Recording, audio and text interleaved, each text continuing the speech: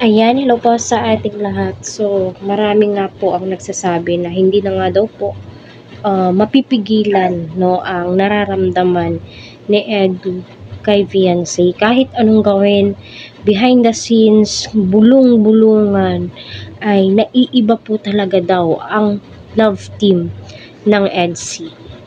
Sila yung masasabi mong napaka-sweet po nila on cam, off cam, kitang-kita po natin yung chemistry nilang dalawa. Ika nga nila, pwede na pong mag-artista. So, para sa akin, no, wag na. No? Mas sikat na din po sila sa mga artista. Kasi million po yung views nila, diba? Mas tinututukan po sila ng mga supporters po nila, diba? At saka yung mga ganyang artista, mas nakaka-stress yan. Nakaka-stress po yan. Kaya okay na tayo dito sa Kalingap serye, diba? So, mapapanood po natin, baka bukas. Tama ba yung post ni Kalingap Rab?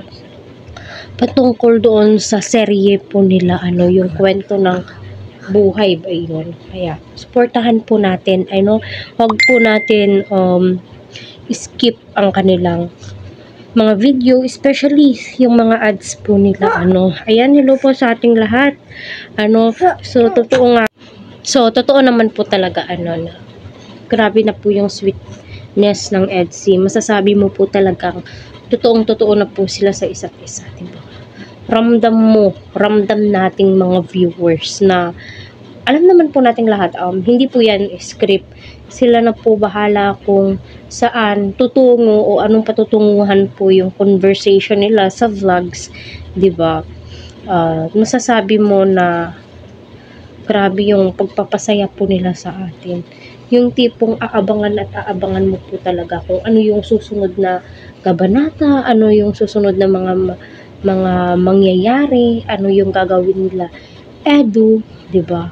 Kita naman po natin na malaki po talaga ang naitulong ni Edu para mag-boost yung self-confidence ni Fiancé, yung dating mahiyain, yung dating ngiti lang ng ngiti sa camera, kita nyo naman po ngayon, no?